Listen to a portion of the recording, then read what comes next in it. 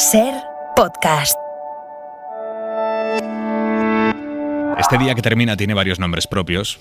Tiene el de Federer y su adiós al tenis. Tiene el nombre de Dmitry Muratov, que es Premio Nobel de la Paz, director de Novaya Gazeta, un periódico ruso crítico con Putin.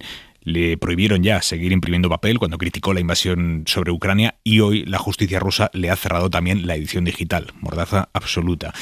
El día tiene también el nombre de Alberto Casero, héroe obrero, el diputado del PP que, equivocándose al votar, sacó adelante la reforma laboral y que hoy se ha vuelto a equivocar y ha votado a favor de que se cree una comisión de investigación sobre las maniobras del gobierno de Rajoy para perjudicar a los independentistas. Pero con permiso de todos ellos, el nombre del día, el nombre de este jueves, es el de Mariano Turégano, un hombre de 82 años que vive en una residencia de ancianos, una residencia pública de gestión privada en San Sebastián de los Reyes, en Madrid, y se ha ido al pleno municipal y les ha espetado esto al alcalde y a los concejales. En nuestras habitaciones hemos pasado el verano de 40 grados.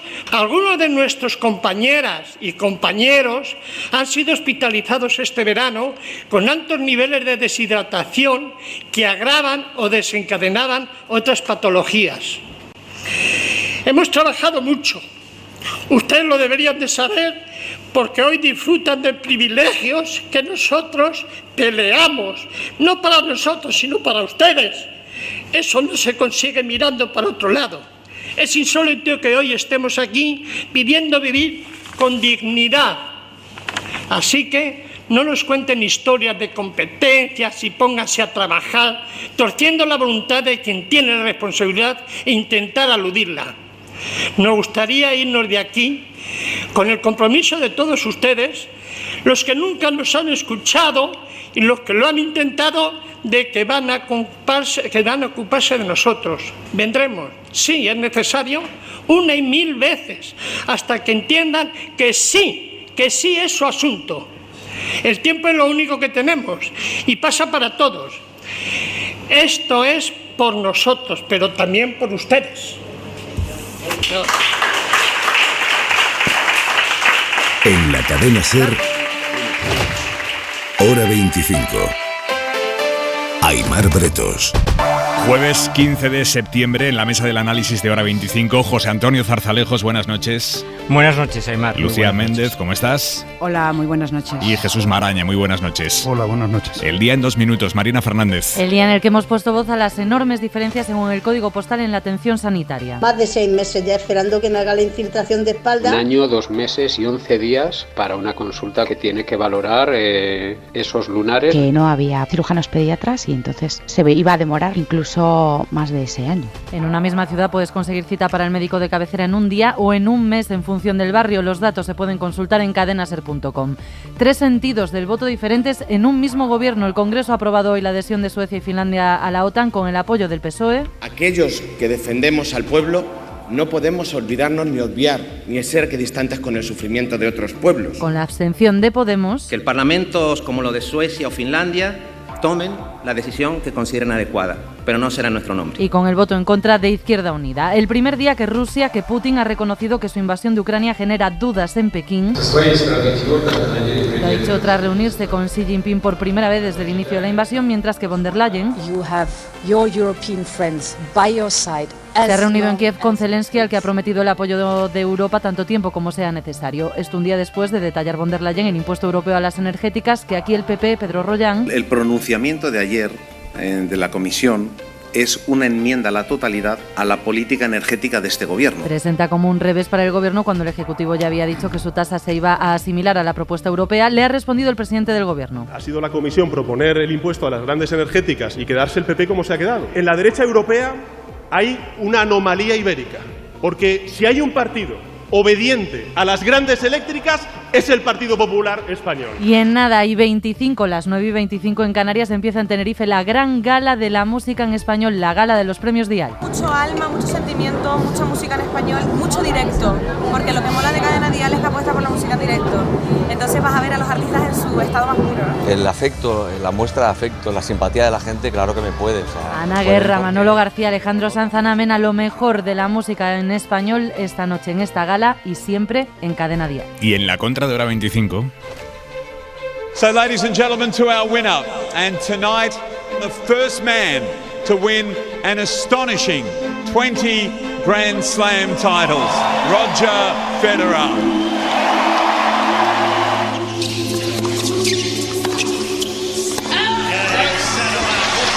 Federer is the champion and proves he is the world's best player, without a doubt. Yeah, I think I've played some of my best tennis, in the last couple of matches. La bola es buena, se acabó el encuentro, ganó Federer. Ganó Federer, campeón del Open de Australia 2017. Esa bola sí había entrado. Vaya partido, vaya duelo, pero al final hay que reconocer que hoy Federer ha sido mejor. Congrats to Roger and all his team. He's still the number one.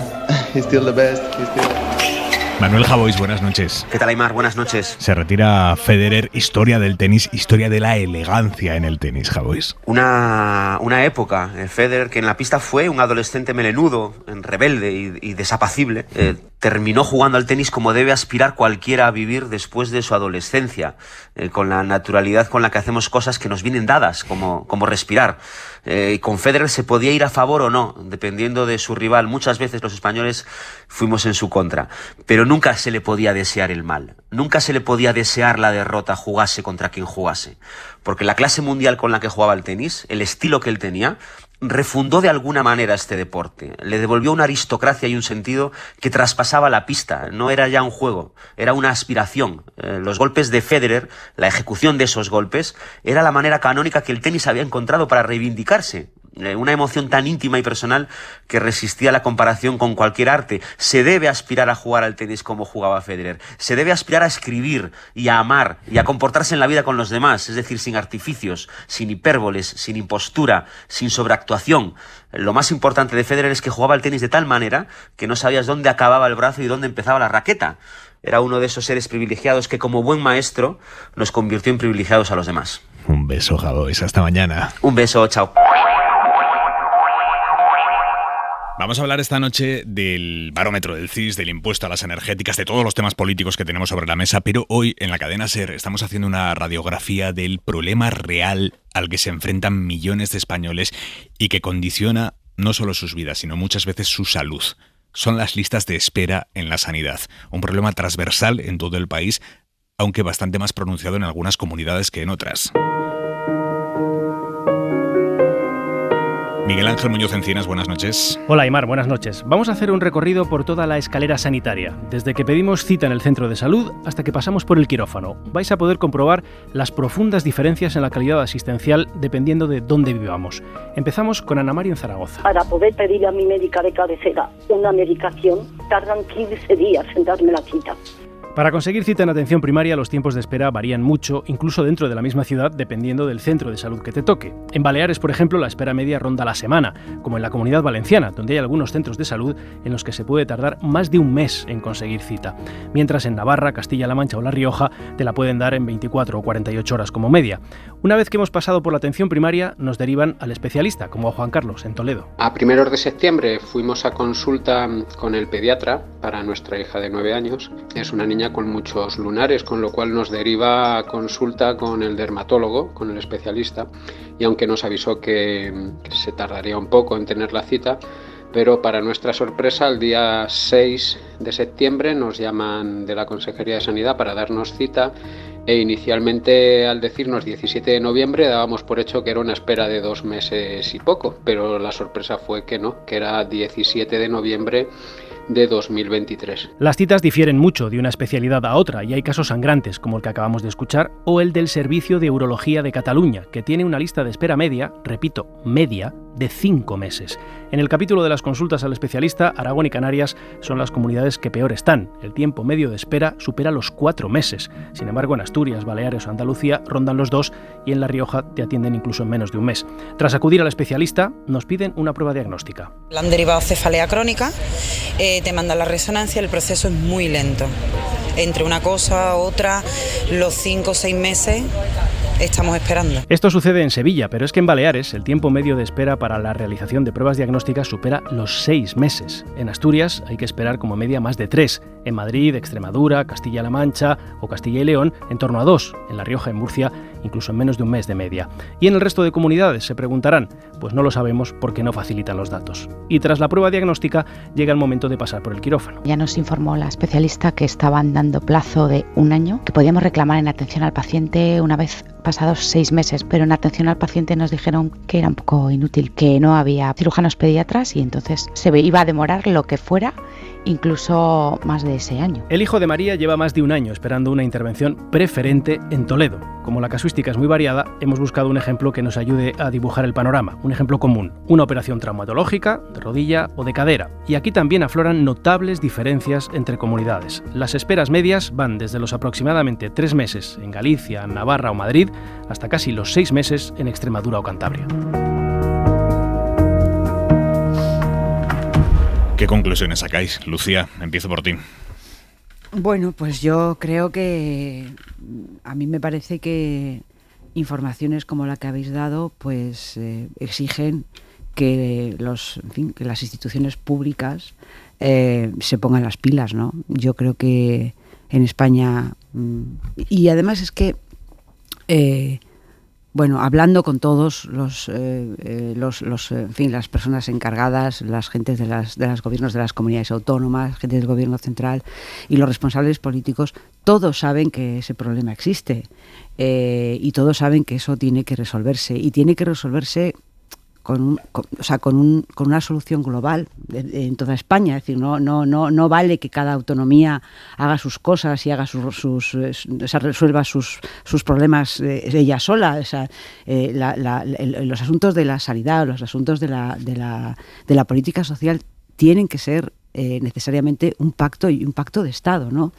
Yo sé que esto es un poco tópico, pero es que en este tema, de verdad lo digo, es imprescindible y además no hay diferencias entre los partidos políticos en este tema. Es que no las hay de fondo. Todos los que gestionan los servicios públicos en España saben cuáles son los problemas de los servicios públicos. Ya sé que esto, claro, en periodo de precampaña electoral puede sonar un poco así como ingenuo, pero realmente yo creo que hay cosas en este país que son más imprescindibles que otras. Y esta cuestión que estáis tratando esta noche me parece básica y la más imprescindible, ¿no? Zarzalejos. Bueno, yo creo que no tenemos que ser políticamente correctos en este asunto y por lo tanto que la intervención del Estado a través del Gobierno central parece que es absolutamente imprescindible. Por eso creo que una buena decisión del actual Gobierno fue la que se tomó el pasado 23 de agosto al crear la Agencia Estatal de Salud Pública. Era una necesidad que se percibió cuando se produjo la pandemia y ahí emergieron muchos problemas. Parece necesario que la ciudadanía disponga de ese principio de igualdad. Es decir, que uno esté sano o enfermo no en función del lugar de España o la comunidad de España en donde viva, sino que haya un principio de igualdad. Y creo que las transferencias que se han generalizado en todas las comunidades, de la educación por una parte y de la sanidad, de la gestión de la sanidad por otra, requiere una coordinación, una vigilancia del propio Ministerio de Sanidad. Y el Ministerio de Sanidad hay que potenciarlo. Y para ello esta Agencia Estatal de Salud Pública puede jugar un papel. Además de eso, una frecuencia muchísimo mayor y más vinculante de las comisiones sectoriales de consejeros de sanidad para unificar plantillas, para unificar y establecer plazos máximos. Y lo que es también creo que muy importante para las dotaciones presupuestarias en las cuentas públicas de cada una de las comunidades autónomas. ¿Por qué? Porque antes que riojano, antes que vasco, gallego, catalán, andaluz o madrileño, se es ciudadano y por lo tanto iguales derechos, especialmente en aquellas que son prestaciones básicas del estado de bienestar como la de la sanidad pública. Este es mi criterio y mi perplejidad también ante el hecho de que de territorio a territorio, de comunidad a comunidad, al margen del color de su gobierno, haya estas diferencias enormes en los plazos de atención, ¿no? Que tiene que responder en cada territorio a unas causas específicas. Bueno, yo creo, José Antonio, que la Agencia de Salud Pública es una carcasa sin competencias. Bueno, pero en la pandemia se dieron cuenta los responsables de sanidad de que el ministerio no tenía infraestructura, ni siquiera funcionarios. Claro, eso lo he dicho que hay que potenciar sanidad. Claro, pero la creación de esta agencia no ha significado potenciar el Ministerio de Sanidad.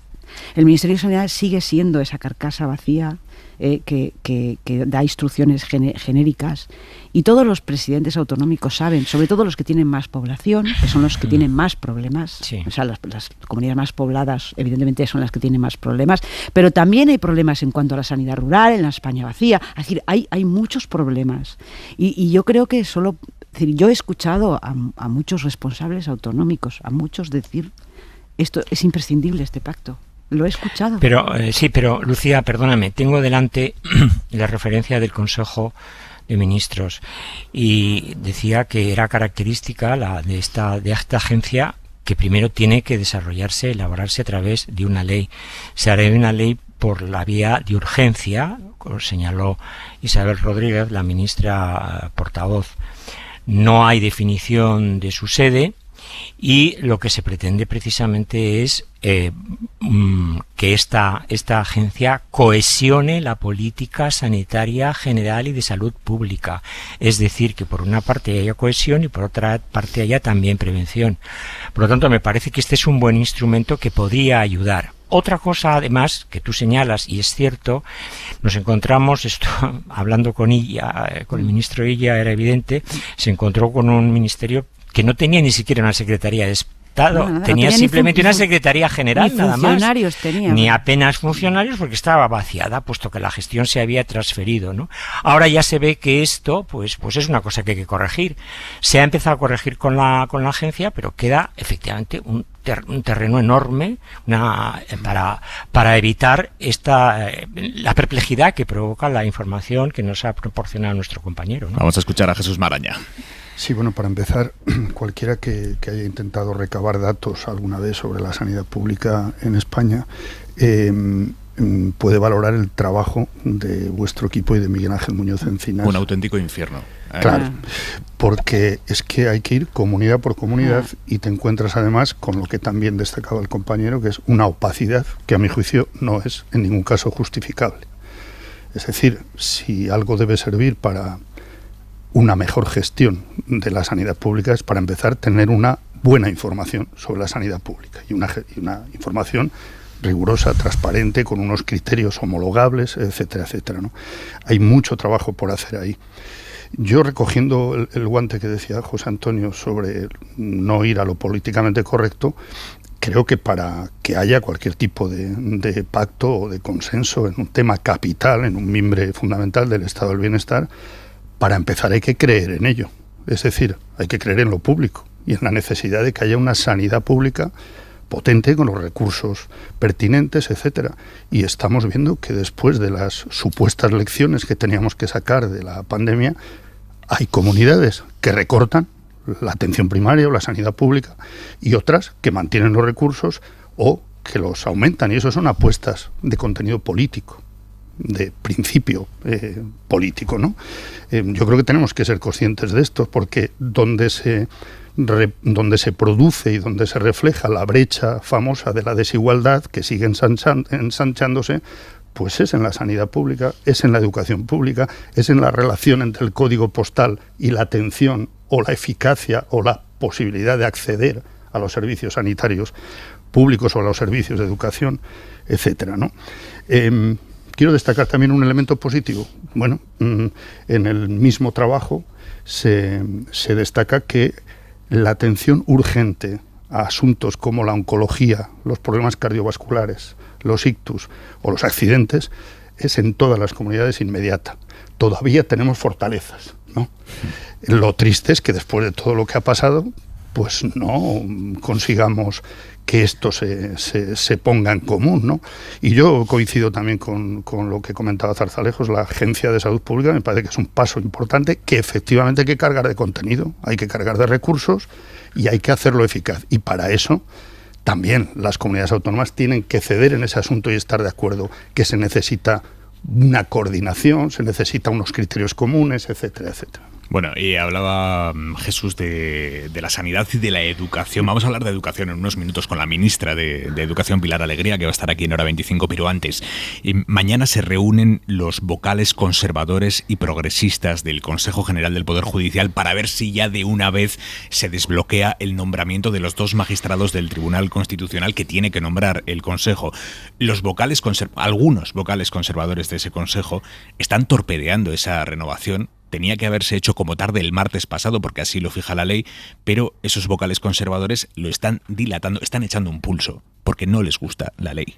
Y entonces están incumpliendo esa ley. Prueben ustedes a incumplir una ley porque no les gusta, a ver qué pasa. Bueno, pues los vocales conservadores, juristas ellos, están incumpliendo la ley porque no les gusta. ¿Hasta qué punto será grave esto que está pasando? Que esta tarde-noche, en un acto convocado por los procuradores de España, por el Consejo de los Procuradores de España, el exministro de Justicia con el PP, Alberto Ruiz Gallardón, les ha emplazado a esos vocales, por cierto, designados en su momento por el PP, a que por mucho que no les guste, cumplan la ley. Me guste o no me guste la ley, creo que el Consejo General del Poder Judicial tiene que cumplir la ley. Tiene que cumplir la ley.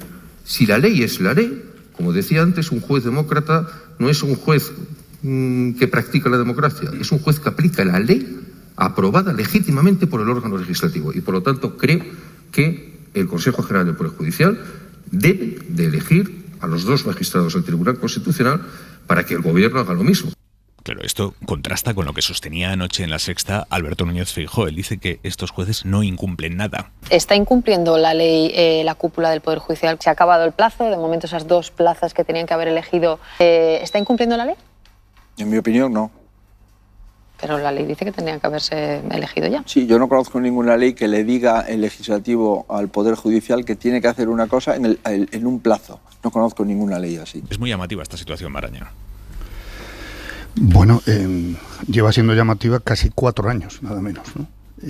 Y ya esta última fase, yo no sé cómo denominarla para que no parezca en ningún caso un análisis de brocha gorda, pero me parece evidente que desde el Poder Judicial, algunos miembros de la cúpula del Poder Judicial están dilatando intencionadamente esos plazos que efectivamente se han marcado desde el legislativo, y hay que recordar que en democracia lo que se aprueba en el legislativo afecta a todos y también al resto de poderes, y no afecta a la independencia de ese Poder Judicial, sino a la elección de sus miembros, que es distinto. Porque a veces se confunde, ¿no? Y parece que es que de lo que estamos hablando es de la independencia de un juez concreto. Otra cosa sería el asunto de los nombramientos, etcétera. Pero en este caso, además, solo quiero dar un dato, es que el Consejo del Poder Judicial se ha reunido en este verano, en los últimos 2 meses, 2 veces el Pleno, a finales de julio, una en agosto y la 4ª a comienzos de septiembre. Y hemos escuchado que no se podían reunir antes y que este viernes se van a reunir telemáticamente. Y esto no hay quien lo entienda. Y anteayer el llamamiento que se hizo desde la Unión Europea me parece que era contundente y claro. Y lo que se dice expresamente es: cúmplase la ley. Y luego, si usted quiere plantear una reforma, plantéela. Eso iba dirigido claramente al PP. A los miembros del Poder Judicial creo que están obligados, como cualquier otro ciudadano, a cumplir sus obligaciones legales. Zarzalejos. Bueno, creo que el pleno ordinario es el día 29 de septiembre. Yo creo que hasta entonces no se va a mover nada. El día 30 viene el comisario de Justicia de la Unión Europea. Se va a entrevistar con los miembros del Consejo General del Poder Judicial y efectivamente yo creo que lo que ha dicho Ruiz Gallardón es lo que procede. Ahora bien, hay que también tener en cuenta que todavía no se han encontrado y creo que cualquiera que estemos sobre este tipo de informaciones lo sabemos, miembros magistrados del Tribunal Supremo, que es desde donde tiene la cantera de magistrados del Constitucional, el Consejo General del Poder Judicial, que estén dispuestos a asumir esa candidatura y que además tengan consenso, no solamente de los conservadores, sino de al menos una parte no pequeña de los progresistas. O sea que no podemos simplificar el problema diciendo que se trata de un incumplimiento doloso. También hay unas circunstancias, digamos, complementarias que podrían explicar el retraso. ¿Qué ocurre? Ocurre que si no se encuentran candidatos que procedan de las salas del Tribunal Supremo, pues no tendrán otro remedio que recurrir a catedráticos o abogados con las características que establece la ley orgánica del Poder Judicial. Pero en este momento no hay candidaturas sólidas ni por parte de los progresistas ni por parte de los conservadores. Brevemente, Lucía. Bueno, yo no creo que haya absolutamente ninguna justificación para lo que está sucediendo. No me valen ni los matices de un lado ni los matices del otro, me dan igual. Aquí la cuestión es que los miembros del Consejo General del Poder Judicial que no quieren, que están dispuestos a no elegir a los que lo que les corresponde por la ley, son personas que no respetan las instituciones que están ocupando. Los puestos institucionales que ocupan no lo respetan, por tanto no son dignos de ese puesto. Y si hay, como dice José Antonio, muchos magistrados del Supremo que les han pedido que forme parte del Constitucional y no quieren, pues peor. O sea, peor porque menos respeto institucional son los que muestran esa falta de... ¿Pero esto qué es? Quiere decir, ¿qué tipo de personas ocupan una institución que no cumplen con su obligación y que no quieren formar parte del Tribunal Constitucional? Pero de verdad lo digo, José Antonio, es que me parece increíble esto. Pero eso es libre. Bueno, ya, pero claro, pero cuando uno ocupa una institución, José Antonio, perdóname, de todo tipo, y estoy hablando de que en este país hay una falta absoluta de respeto por las instituciones, José Antonio, en general. Y en el Poder Judicial en particular. Si quieres hablamos de otra falta de respeto, porque yo tengo una lista. En el gobierno, en el Parlamento, pero es que al Poder Judicial tiene que respetarse a sí mismo. ¿Pero tú a quién criticas? ¿A los miembros del Consejo General del Poder Judicial o a los magistrados que dicen no, yo no quiero ser magistrado del Constitucional? Claro, yo critico a todo. Porque creo que eso por tanto por los que no quieren elegir como los que dicen no, a mí déjame en paz, no respetan su puesto institucional. Es que son dos cosas distintas. Vale, por parte de quien pero es que esto está llegando muy lejos. Lo que digo, llevan 3 años y lo 9 que digo meses, es que esto está llegando tan lejos que ya no caben los matices. Es decir, que hay que pedirles que respeten las leyes y las instituciones que encarnan. Esto es lo que hay que exigir, respeto a la democracia y a las instituciones. Porque es que si no, vamos a seguir con este rollo de unos piden, otros dicen... No debería hacer falta pedirlo. Bueno, es por que eso. Pero es que están llegando muy lejos. Es decir, que ya se está pudriéndose la situación. Sí, pero yo me refiero a que...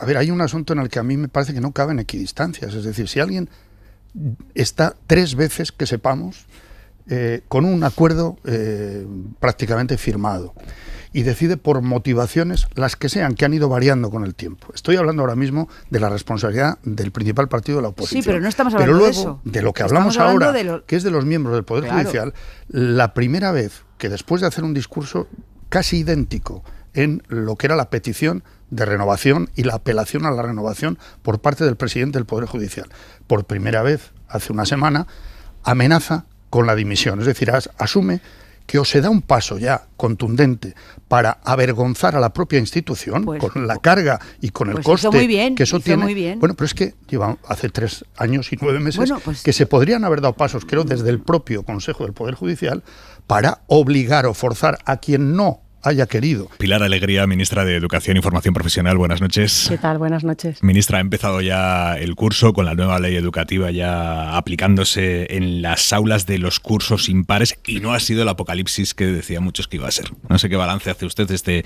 este inicio de curso. Bueno, yo me atrevería a decir que el balance más positivo de este inicio de curso es que hemos recuperado las sonrisas en las escuelas.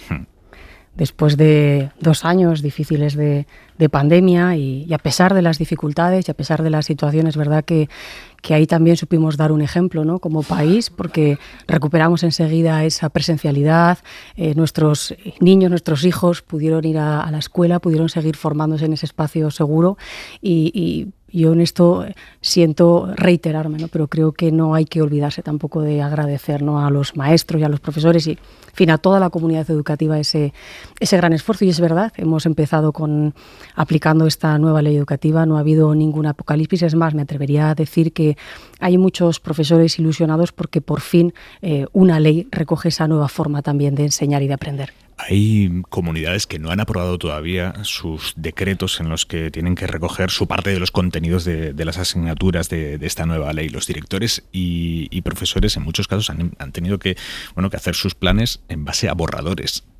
Esto es normal. Bueno, es verdad que a veces los tiempos, ¿no?, pues quizá no son lo amplios que quisiéramos. Nosotros como Gobierno de España, en la parte que tenemos de competencias, aprobamos nuestros decretos, el último en el mes de abril, luego le correspondía a las comunidades autónomas. Muchos de ellos, como indicabas, efectivamente los han podido aprobar en tiempo y otros han planteado borradores que me consta que en lo que queda desde luego de año, prácticamente de la totalidad de todas las comunidades autónomas habrán ya aprobado la parte que les corresponde de borradores. Esas comunidades que no han aprobado sus decretos todavía dicen que, claro, que ustedes aprobaron su parte tarde y que entonces a ellos no les ha dado tiempo. ¿Se podía haber acelerado todo un poco más? Bueno, lógicamente todas las peticiones son válidas, vamos a decirlo así, ¿no? Pero ciertamente nosotros desde prácticamente recién aprobada la ley, ponernos a trabajar en esos borradores de reales decretos, nos sentamos de manera bilateral y conjunta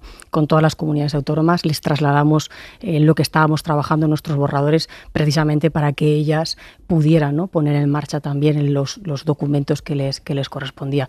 Lo cierto y verdad es que afortunadamente el curso arrancado, el curso iniciado y la normalidad, por decirlo de alguna manera, creo que es la tónica que en este momento está imperando. Ustedes este año adelantaron la tramitación de las becas, porque es verdad que otros años muchos chavales empezaban el curso y pasaban buena parte del curso sin saber si les iba, si les iba a llegar el dinero o no, sino si se les concedía o no. Y este año ustedes adelantaron esa tramitación.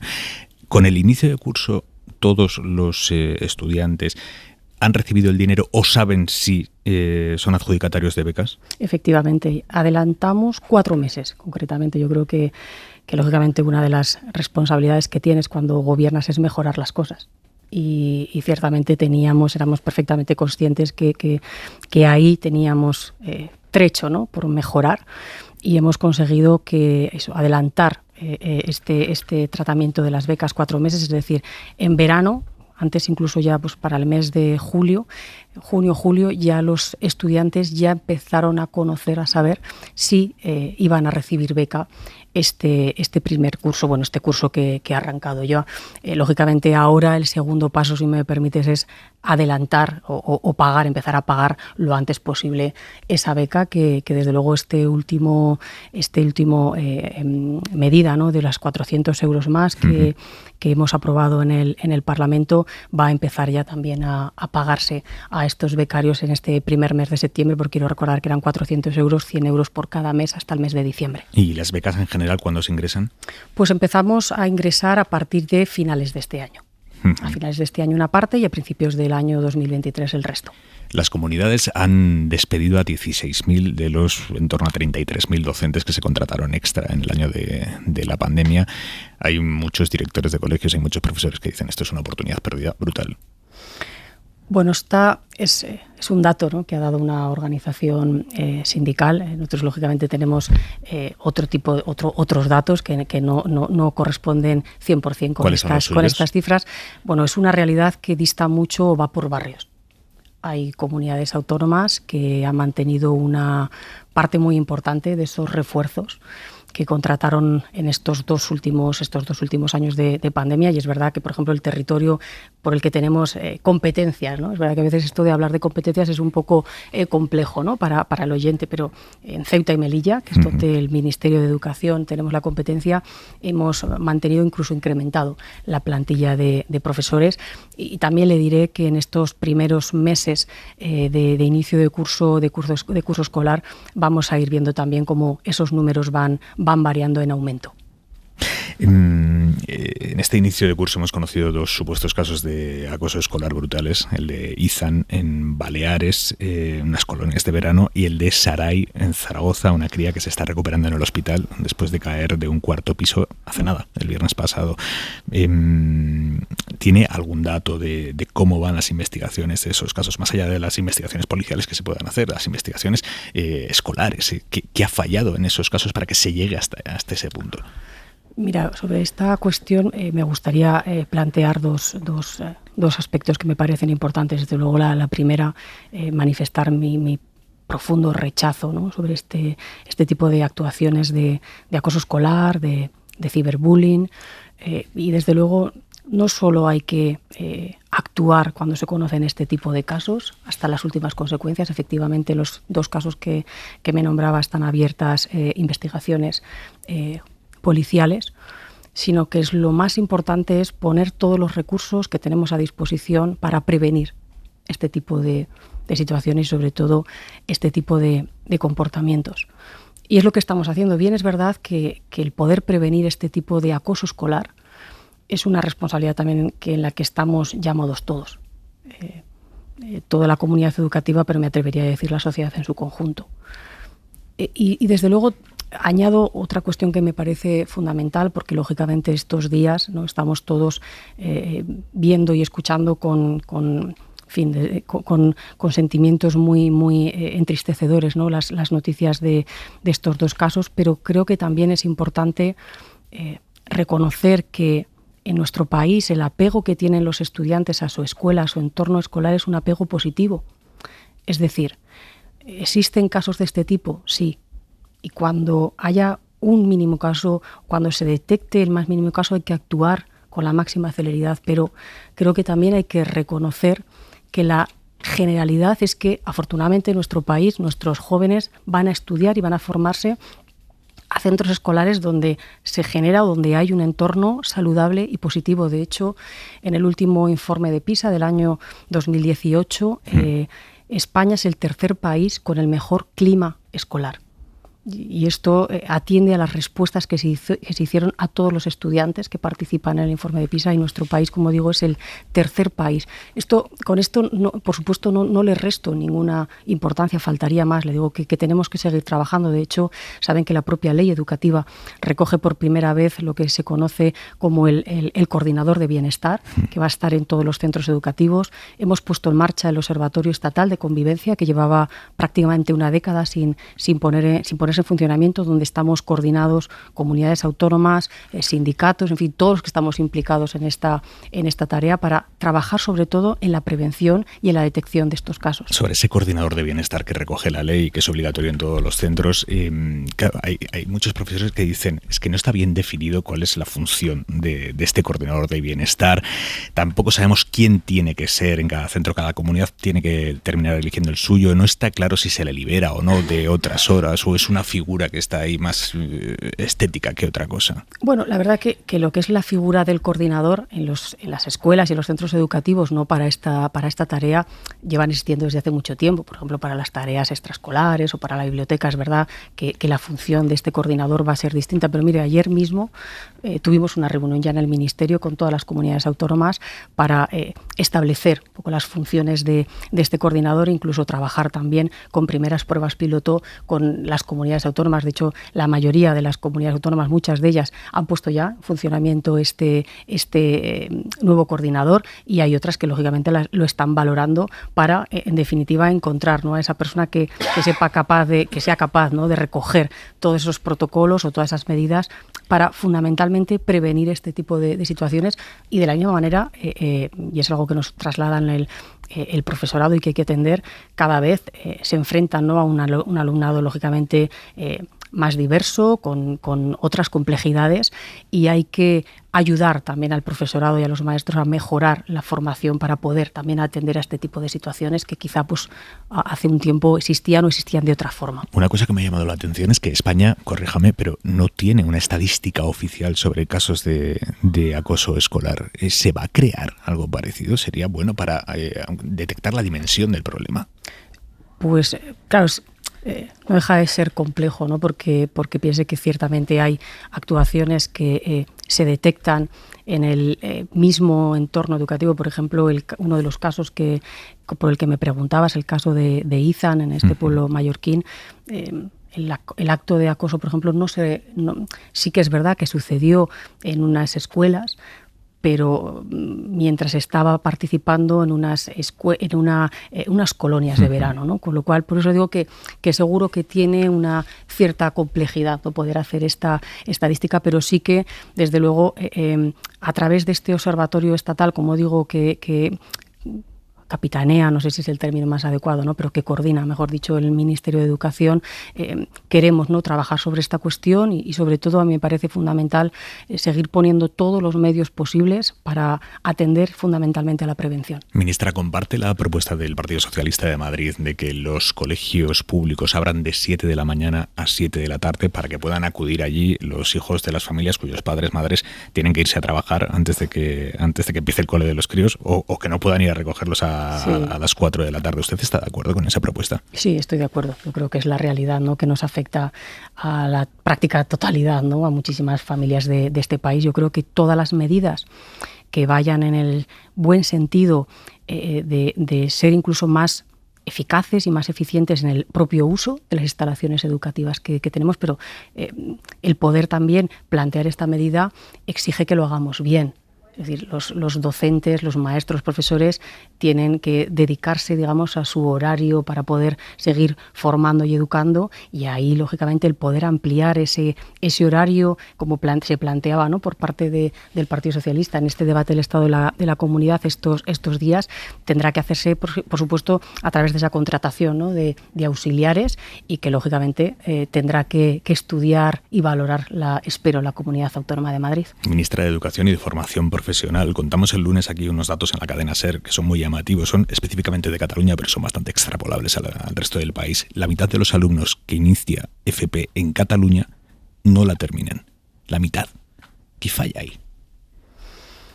Pues dista mucho con los datos, por ejemplo, que tenemos en el Ministerio de Educación. Mire, este año, además, ya el año pasado, arrancamos el curso con más de 1 millón de estudiantes en formación profesional. Este año ha incrementado en un 5,6. Es mayor todavía el interés que nuestros estudiantes están teniendo, ¿no?, sobre la formación profesional, y, lógicamente, además, otra de las porcentajes que estamos comprobando y que estamos viendo es que cuando terminan esa formación profesional, tanto la de grado medio como la de grado superior, el porcentaje de empleabilidad está por encima del 85%. Por tanto, fíjese que le diría que es una preocupación, evidentemente, para este gobierno los porcentajes que podemos tener de abandono escolar. Es verdad que cuando hablamos de abandono escolar siempre se refieren a estudios justamente cuando termina, hasta que terminas, ¿no?, la enseñanza obligatoria, pero no afecta tan directamente a la formación profesional. Ministra, sobre la mejora de la profesión docente, ustedes presentaron un documento con 24 propuestas. ¿Se está concretando en algo? Porque públicamente, por lo menos, no hemos vuelto a saber demasiado. Bueno, ya sabe que cuando... creo que en este país, ¿no?, cuando hay voluntad de llegar a acuerdos y poder establecer pactos y alianzas para mejorar, en este caso, la profesión docente, creo que también hay que hacerlo con tacto, con cautela y con prudencia. Y más cuando estamos hablando de una negociación que no es una negociación sencilla. En ese objetivo estamos implicados no solamente, por supuesto, el Gobierno de España, sino las propias comunidades autónomas, los representantes de los trabajadores.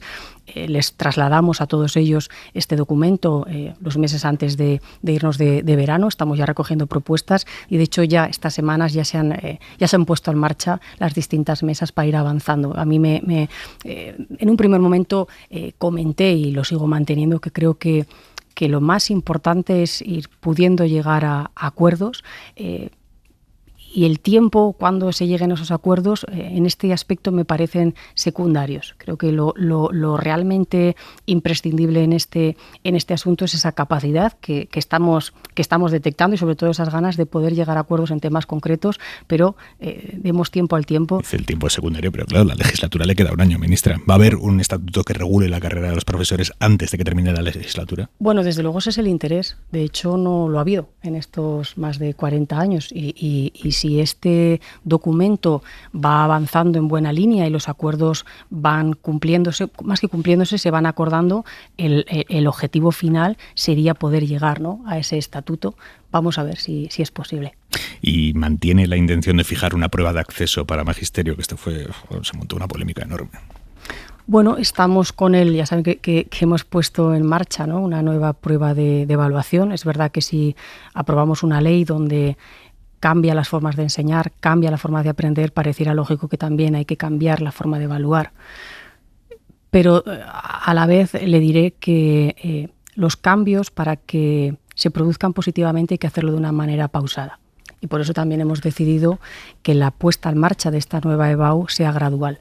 Estos 3 primeros años prácticamente no va a haber un gran cambio. El 75% de la prueba se mantiene igual y va a cambiar ese 25% de prueba de madurez académica. Y en recién vueltos, ¿no?, de esas vacaciones de verano, nos hemos sentado ya con las comunidades autónomas, les dimos un borrador para que nos enviaran, ¿no?, todas las aportaciones que pudieran mejorar el documento, y estamos ya trabajando con ellas para encontrar también acuerdo en este tema. Ministra, 2 días después de que el PP votara en contra del impuesto a las grandes empresas energéticas aquí en España, hoy el propio Partido Popular ha anunciado que si el impuesto termina siendo idéntico al que propuso ayer Ursula von der Leyen desde la Comisión Europea, que entonces ellos lo apoyarán. Y el Gobierno confirma que lo que pretende hacer es que el impuesto sea idéntico al de Europa. Tampoco cabría otra cosa más que fuera en la línea de Europa y que se modificará durante el trámite parlamentario para que así sea. Así que tenemos que deducir que ese impuesto saldrá con una amplísima mayoría. Bueno, lo que ha quedado perfectamente claro es que el Partido Popular se opone hasta debatir sobre este impuesto. Lo que el pasado martes se debatía en el Congreso era abrir el proceso de debate, algo que ellos directamente votaron. Por eso no deja de ser contradictorio, ¿no?, que lo que el Partido Popular en Europa dice sí, que es ese impuesto a los beneficios extraordinarios, aquí el Partido Popular del señor Feijóo diga que no, es una excepción, ¿no? Es verdad que aquí en España tenemos la verdadera excepción ibérica o la verdadera anomalía, ¿no?, ibérica, si me permite.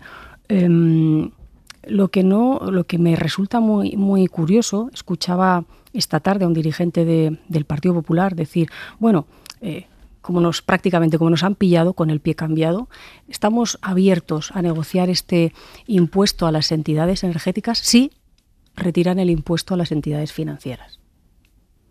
Y dices, bueno, pero ¿qué broma de mal gusto es esta?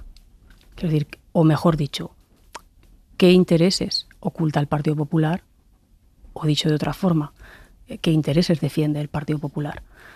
Porque yo quiero recordar, y además no me hace falta recordarlo porque seguro que todos los ciudadanos que nos están escuchando tienen muy presente que en el año 2008, con una profunda crisis económica que vivíamos en este país, los ciudadanos que ahora nos están oyendo, y todos ellos, a través de sus impuestos, consiguieron rescatar a la banca. Y de lo que se está diciendo, lo que estamos hablando ahora es que esos beneficios extraordinarios que están recibiendo, que están percibiendo las grandes corporaciones energéticas, eléctricas y la banca, se redistribuyan de una manera solidaria hacia toda la ciudadanía de este país, sobre todo hacia esa clase media y clase trabajadora que peor lo puede pasar con esta crisis. De esto es de lo que estamos hablando. Y lo que ha quedado perfectamente claro es que a ese impuesto, que afecta, como digo, a los beneficios extraordinarios, como decía ayer la propia señora Ursula von der Leyen, que ni ellos mismos soñaban, se les plantee un gravamen, un impuesto para hacer una redistribución solidaria en un momento de crisis o un momento de dificultad como el que estamos viviendo. Lo que se diría definitivamente, que arrimen en el hombro en un momento complicado como el que estamos viviendo. Cuando ustedes dicen esto de que el Partido Popular responde a los intereses de las empresas, ¿ustedes creen que hay una directriz directa por parte de las empresas al PP de tenéis que defender nuestros intereses? Bueno, no es que lo crea yo. Ayer mismo escuchaba una entrevista del señor Feijóo y le preguntaban ¿con quién consultó para hacer esa alternativa, esa propuesta de materia energética? Y el señor Feijóo dice, yo escuché a las energéticas y escuché a las eléctricas. Yo creo que se quedó corto. Porque yo estoy convencida que lo que no se atrevió a decir es la verdad. Y la verdad es que la propuesta energética que presentó el Partido Popular se la redactó las eléctricas y las energéticas de este país. Es verdad. Pero sea de paso, eso es opinión, es información, ministra. Bueno, ayer mismo, oye, podemos tirar de la biblioteca, ¿no? Sería la palabra correcta. Ayer el señor Feijóo, cuando le preguntaron a quién ha consultado para esta propuesta, dijo, he consultado a las energéticas, he consultado a las eléctricas. Curioso, yo no escuché, por ejemplo, que he consultado a las organizaciones de los consumidores. Por poner un ejemplo. Y luego, hombre, no se entiende. Sí se entiende. Creo que los oyentes... ¿Por qué esta oposición tan frontal del Partido Popular a que se graven esos beneficios extraordinarios de las grandes energéticas y de la banca, que no estarían percibiéndolos si no estuviéramos viviendo esta situación de guerra? ¿Por qué? Es decir, ¿qué intereses esconden o qué intereses defienden? Ya me gustaría a mí, porque algo sí que hay que reconocerle. Desde luego, el interés y el entusiasmo que el Partido Popular pone en la defensa de los intereses de las grandes corporaciones. Ya me gustaría a mí que invirtieran al menos la mitad de esfuerzo para apoyar las medidas que estamos poniendo en marcha para, lógicamente, apoyar, como digo, a las familias y a la clase media trabajadora en estos momentos. Ministra, se pide la colaboración del PP para las medidas que ustedes están poniendo en marcha. ¿No sería lógico que el presidente del gobierno llamara al presidente del Partido Popular? Hace meses que el presidente Sánchez no llama a Feijóo. Miren, recién nombrado, el señor Feijóo tuvieron un encuentro en Moncloa. Estamos hablando de hace medio año, ministra. Pues sí, pero las conversaciones, lógicamente, entre el Partido Socialista y el Partido Popular, como con otros grupos parlamentarios, se dan de una manera bastante habitual. Es decir, hemos tenido importantes debates durante los meses de verano, esta última semana, y hombre, yo quiero recordar que en esta legislatura hemos aprobado, creo que son 161 iniciativas legislativas, y el Partido Popular ha votado en contra a todas ellas. Es decir, creo que si hay, ¿no?, un problema de falta de comunicación o de ganas, sobre todo, de encontrar soluciones o acuerdos, hombre, cuando frente a 161 iniciativas legislativas tan importantes como la subida del salario mínimo o la reforma laboral, la posición del Partido Popular es siempre la misma, creo que tendrían que reflexionarlo mínimamente. Hoy hay algo que me ha llamado la atención del barómetro del CIS, y es que el 70% de los españoles cree que la situación económica de España es mala o muy mala. Un 70% dice eso, pero al mismo tiempo solo un 25% cree que su propia situación es mala o muy mala. Y de hecho son muchos más, un 60% los que dicen, no, es que mi situación es buena. ¿A qué atribuye usted esa disociación entre lo que yo veo en mi casa, en mi cuenta corriente, en mi entorno, y lo que yo creo que está pasando en el país? Es curioso porque yo también he mirado este punto del CIS. Bueno, es evidente, vivimos en una situación de incertidumbre desde hace algo más de 6 meses, desde el momento que estalla esa guerra de Ucrania. La gente evidentemente está viendo, ¿no?, ese encarecimiento de la cesta de la compra. Sufrimos una alta inflación de un 10,5 y lógicamente es que no sabemos, ¿no?, lo que puede depararnos el futuro, porque aquí hay un señor, un autócrata como es Putin, que nadie sabe lo que puede hacer el día de mañana y todo lo que esta guerra está provocando de alzas de precios. Pero luego, por otro lado, cuando miras también cuál es la realidad de este país, digo sin quitarle ningún, por supuesto, sin paños calientes y sin pretender edulcorar absolutamente nada. Cuando miras también los datos reales, te das cuenta que este país, desde el año, no teníamos estos datos desde antes del 2008, somos ya más de 20 millones de personas ocupadas. El último dato que hemos conocido de este decrecimiento de este último semestre ha sido de los más altos del entorno de la OCDE. Los empleos que se están poniendo en marcha desde la aprobación de la reforma laboral son 1 de cada 2 son empleos indefinidos. Por tanto, es verdad que hay una situación de incertidumbre, pero por otro lado, los cimientos, si me permite la expresión, ¿no? O la realidad también que vive nuestro país es una realidad de mejor posición que quizá otros países. Mire, antes de venir a esta entrevista escuchaba unas declaraciones del CEO de BlackRock, que es una gestora de fondos de inversión, y decía: miro a España con más optimismo que al resto de los países del entorno europeo. Pero es verdad que a veces también, por el otro lado, hay gente que juega voluntariamente con el pesimismo y el catastrofismo porque sabe que eso vende, y desde luego el Partido Popular está abonado en este camino. Ministra, ¿cree que Griñán merece el indulto? Bueno, desde luego nosotros como gobierno lo que nos corresponde es, cuando se plantea una solicitud de indulto frente a una sentencia, como todos ustedes sabemos, todos nosotros hemos podido conocer, que es una sentencia muy prolija, creo que son 1.205 folios, y además donde se marca claramente esa división, ¿no? De ese voto particular firmado por dos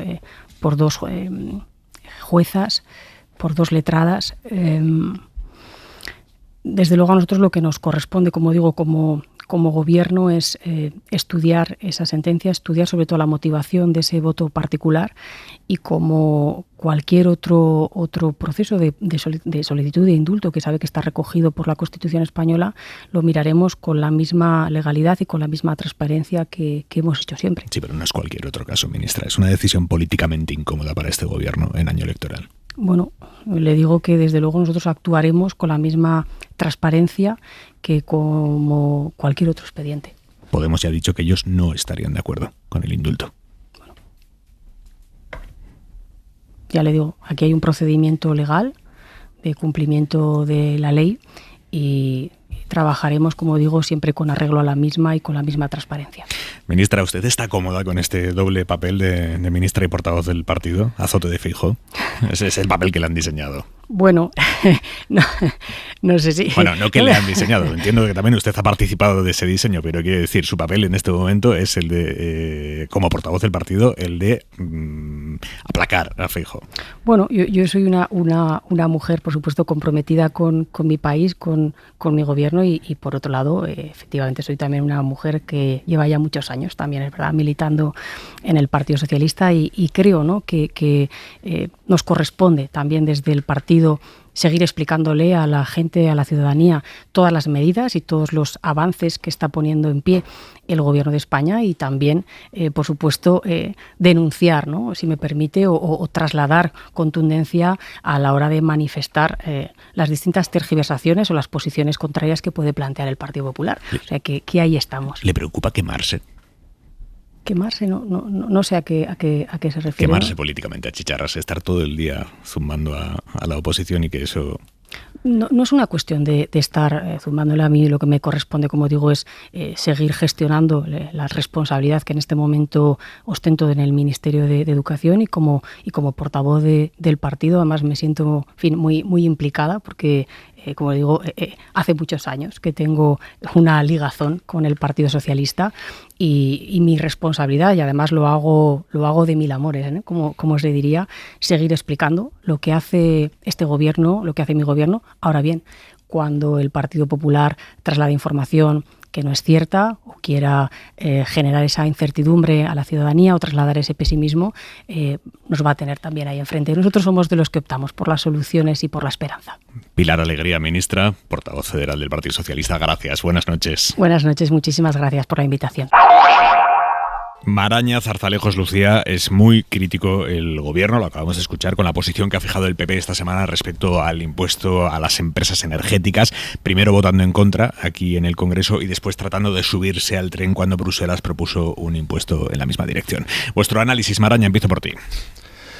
Bueno, a mí me parece que aunque haya hecho esfuerzos por justificarlo, por argumentarlo, es evidente que hay un cambio de discurso en el PP, en Núñez Feijóo, y que la fórmula que ayer anunció la Comisión Europea, von der Leyen, pues persigue exactamente el mismo objetivo que venía impulsando España y que refleja la medida presentada al Congreso por el gobierno español.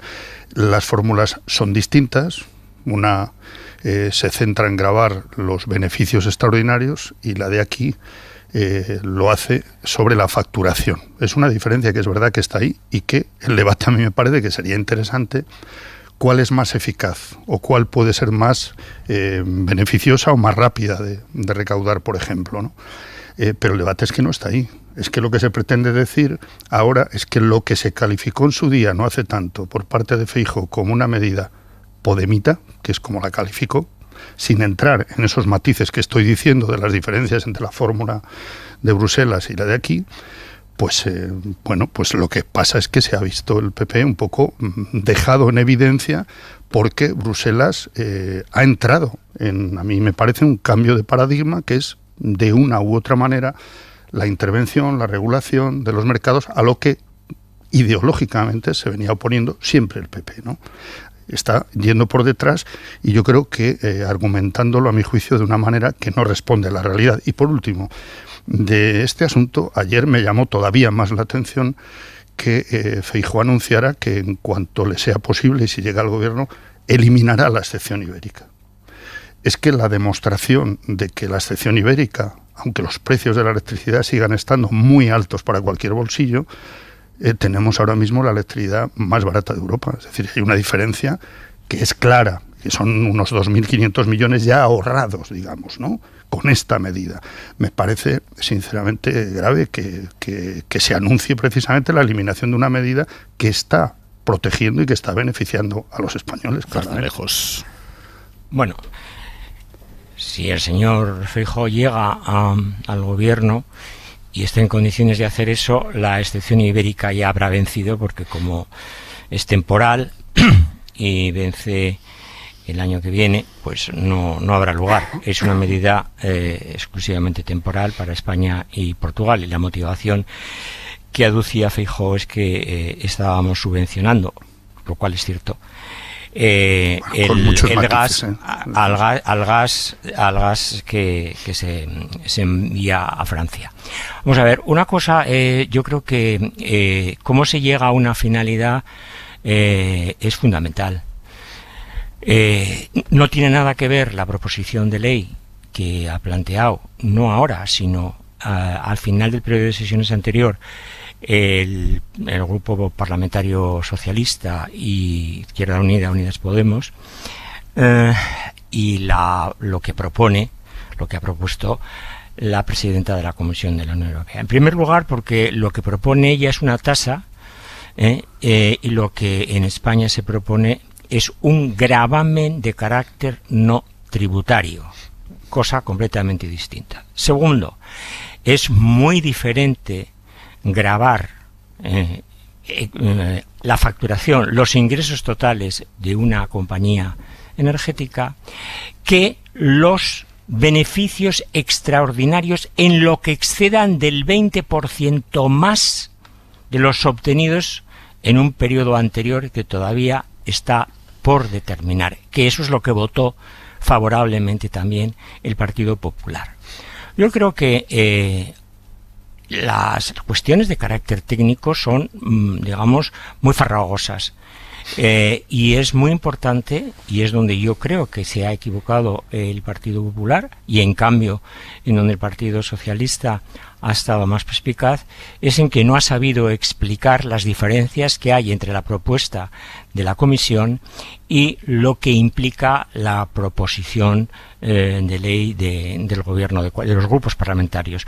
Por lo tanto, me parece que además se ha conseguido una cosa buena, porque al final lo que interesa es que haya solidaridad por parte de estas grandes compañías, y parece interesante que haya sido la Unión Europea la que haya arbitrado una solución a la que se van a enganchar prácticamente todos los países que están dando vueltas a cómo buscan una recaudación con un sentido finalista. Y el sentido finalista, que no aparece, por cierto, en la proposición de ley de los partidos del gobierno, sí la formuló la presidenta de la Comisión, y dijo que era para directamente incidir sobre la factura de la luz, es decir, dirigida a beneficiar directamente a los usuarios. Esto no aparece en la proposición de ley, que podéis leer porque está publicada en el boletín del Congreso de los Diputados. Por lo tanto, a mí me parece que ha tenido que rectificar el gobierno, y ha tenido que rectificar también, en cierto modo, el Partido Popular. Pero lo que se discutió en el Parlamento Europeo, lo que planteó en el Parlamento Europeo y lo que se ha planteado en el Congreso de los Diputados se parece como un huevo a una castaña. Bueno, yo creo que para entender que efectivamente ha habido una rectificación por parte del Gobierno, y por supuesto una rectificación y una falta de explicación clara de su posición del Partido Popular, hay que remitirse a la secuencia de acontecimientos de esta misma semana, ¿no? Lo que se inició en el Congreso es la tramitación de una proposición de ley, sujeta, por supuesto, a enmiendas y una tramitación parlamentaria que no acabará como ha entrado, ¿no? A principios de semana, el Partido Popular solicitó que esa propuesta no se debatiera, la toma en consideración, hasta que la Unión Europea no hiciera pública su posición sobre este particular. Por supuesto, el Gobierno no quiso hacer caso de esa petición. Claro, entonces entramos en el siguiente estadio. El Partido Popular se mostró en contra siquiera de la tramitación 2 días antes de que la Unión Europea... Y el Partido Popular sabía que la Unión Europea se iba a pronunciar. Seguramente no ignoraba, o en fin, me resulta raro que ignorase que la Unión Europea se iba a pronunciar en un sentido de alguna manera de intervenir los precios y de intervenir y de gravar de alguna manera, de una manera u de otra, o los beneficios, lo que fuera, a las eléctricas. De intervención, en todo caso, en el mercado.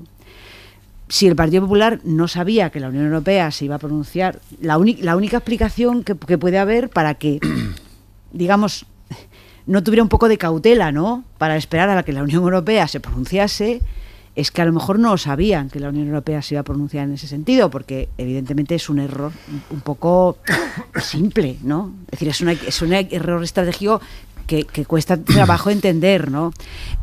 Claro, el gobierno tampoco ha sido tan transparente tal, porque el gobierno ayer dijo que que iba a cumplir, evidentemente que son dos cuestiones distintas, la de la Unión Europea y la del gobierno, pero el gobierno ha dicho que va a asumir la propuesta de la Unión Europea. Y claro, ahora nos encontramos con que en esta semana el gobierno y el PP empezaron de una manera y la acaban de otra. Porque es difícil de comprender esto, porque además ahora están condenados a entenderse. ¿Qué excusa va a poner el Partido Popular si el gobierno asume las tesis de la Unión Europea? ¿Qué excusa va a poner el gobierno para decir esta es nuestra propuesta? Oiga, no. Si usted sabía que la Unión Europea iba a hacer una propuesta, pues hombre, a ver, en fin, yo creo que esto se ha gestionado, en mi opinión, políticamente. No me refiero a los detalles concretos de como ha dicho. Sí, una cuestión es el debate técnico de cuál es. Estoy hablando de la política. Pero yo, en la cuestión política y en lo que es el enfrentamiento sobre cómo abordar la crisis energética y las medidas que pueden ayudar a rebajar los precios y así contribuir a rebajar la inflación, yo quiero recordar que cuando se anunció en el debate del Estado de la Nación, cuando anunció el presidente del gobierno esos 2 nuevos impuestos para las eléctricas, las energéticas y los bancos, yo no escuché a la oposición, no escuché al PP decir, no, nosotros somos partidarios de intervenir, pero no los ingresos sino los beneficios. No escuché eso, lo que escuché es que eso era una medida intervencionista, podemita, bolivariana, etcétera. Bueno, es Esto que, es lo que los escuchamos. detalles no se conocían. Pero insisto que si uno no está de acuerdo con eso, pero sí está de acuerdo con hacer algo en esa línea... Es que no hay tanta diferencia entre los dos, Jesús. Hombre, a mí me parece que sí, No, la había no. hasta ahora. Y otra cuestión es que no ahora la se hay. intente justificar... Es la retórica, pero no es la si hay. se vota en contra de todas las Ya, medidas ya, pero durante ahora- este tiempo pero ahora que se se- han tomado en esa línea. pero ahora se dice y que- lo que creo que no se puede negar es la realidad de que, algunas de las decisiones, varias, que a mí me parecen importantes, un cambio, un giro importante por parte de la Unión Europea. Ha habido una especie de anticipación con las diferencias y los matices que se quiera, pero ha habido una anticipación desde el gobierno español. Y añado otra más. La vicepresidenta de Transición Ecológica está defendiendo, un día sí, otro también, que convendría que Europa dé un paso más, que es lo de la plataforma de compra común de gas. Bueno, yo dejo el tiempo que pase para que veamos si en algún momento volvemos a escuchar algo que durante mucho tiempo es tabú y luego resulta que se abre margen para tomar determinados caminos, ¿no? El tiempo es lo que Y a mí se eso nos, me parece que es está, importante. se nos está acabando a nosotros, y quiero contaros una cosa más. Hay varios centenares de personas se han concentrado esta tarde en la Facultad de Derecho de Granada para intentar impedir que Macarena Olona pronunciara una conferencia allí. Ha habido momentos de mucha tensión, partidarios, manifestantes. Al final Olona ha tenido que entrar escoltada por la Policía Nacional y ella sigue con su particular gira personal, que es difícil de interpretar exactamente qué está preparando Olona, al margen de Vox en principio, porque hoy hemos escuchado claramente cómo la ruptura entre Olona y Vox es completa, la demostración de que Olona ha salido tarifando de allí. Escuchen el silencio que deja Santiago Abascal antes de contestar hoy en Es Radio. ¿Qué ha pasado con Macarena Olona? ¿Por qué? O sea, es que ayer vi una foto que estaba con Mario Conde, un abogado del Estado con un ladrón de bancos. Nuestra Macarena. ¿Qué pasa? No soy capaz de explicar muchas cosas, Federico. Yo no, una vez que una persona abandona Vox, yo no puedo juzgar qué es lo que hacen. ¿Qué prepara Olona, Lucía? ¿Qué ha pasado con Olona y Vox? ¿Qué ha pasado ahí? Pues hombre, Aimar, si Santiago Abascal, que es el presidente del partido, no lo sabe, ¿cómo para saberlo nosotros? O lo sabe muy bien. Yo tengo mi propia explicación, claro. Yo creo que Macarena Olona es víctima de sí misma y de su propio personaje. Creo que es una persona que inició una carrera como si fuera un cohete y ha estallado en vuelo. Ella se creó un personaje que no era real, porque las urnas le dijeron: tú no eres eso que tú dices ser. Una líder, digamos, una co-líder, ¿no? de Vox. Las urnas le dijeron: pues mira, no eres lo que tal, no te vamos a dar más caños que unos cuantos más, no te vamos a dar la posibilidad de que condiciones el gobierno del Partido Popular, y tu personaje en las urnas ha naufragado. Pero yo creo que ella no se ha resignado a eso, la verdad. Entonces supongo que lo que Santiago Abascal está, intentando decir, es que Macarena Olona ha iniciado una carrera disparatada en búsqueda de no se sabe qué, porque realmente una escisión de Vox, yo francamente, de verdad lo digo, no lo veo, y porque además realmente lo que ella tiene detrás no es nada. Ella tiene detrás un grupo de fans, de fanáticos en las redes sociales, pero eso no es un colectivo conjuntado, no es... lo que pasa es que, claro, lo que me llama la atención es como el cierto miedo que le tienen los dirigentes a Macarena Olona, ¿no? Es como si les amenazara de alguna manera. Decías, José Antonio, lo sabe muy bien Abascal lo que está preparando Olona. Sí, perfectamente. Sabe perfectamente que Macarena Olona no quería ser candidata en las elecciones andaluzas. No lo quería bajo ningún concepto. Lo que pasa es que ella se le puso delante de la mesa una serie de encuestas en las que se le dijo que podía ser vicepresidenta de la Junta de Andalucía porque iba a sacar entre 22, 23, y se lo creyó. Hasta 24 y efectivamente, bueno, llegó a creérselo de forma muy renuente. Y después la campaña fue desastrosa. Algunos dirigentes de mucho peso de Vox se lo dijeron claramente, que la campaña que estaba haciendo era particularmente mala. Aquí hablamos en este programa de la importancia que tenía la intervención en medio de la campaña de Giorgia Meloni con un discurso que tú, Lucía, me decías, no importa mucho quién es esa Giorgia Meloni, y yo te dije, sí, importa mucho, importa tanto que puede ser la primera ministra de Italia. Bueno, insisto, eso fue el punto de no retorno para Olona, el discurso de Giorgia Meloni, y tuvo un enfrentamiento con Espinosa de los Monteros absoluta y totalmente radical.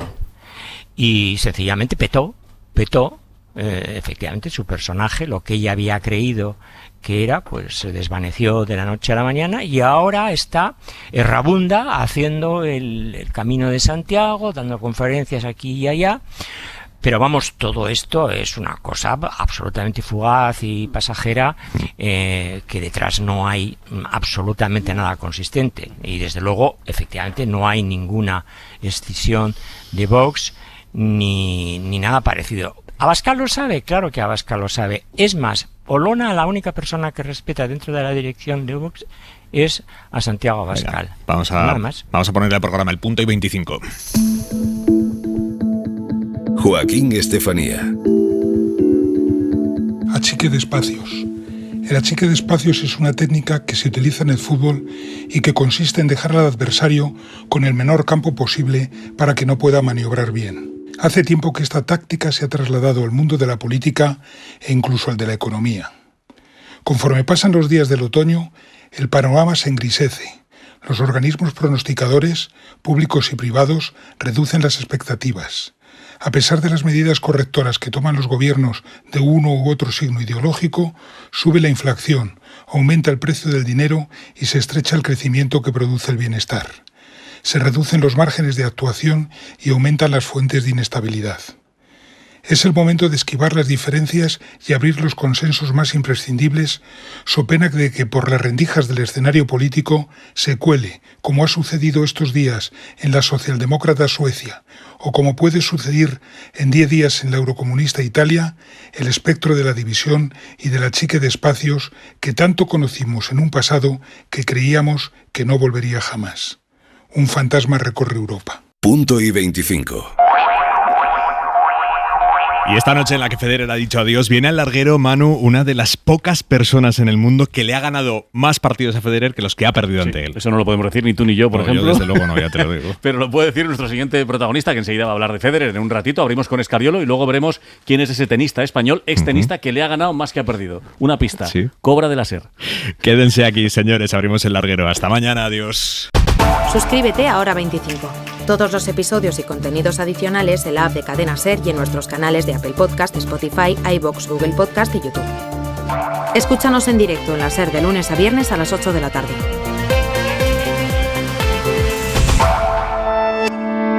Cadena SER. La radio.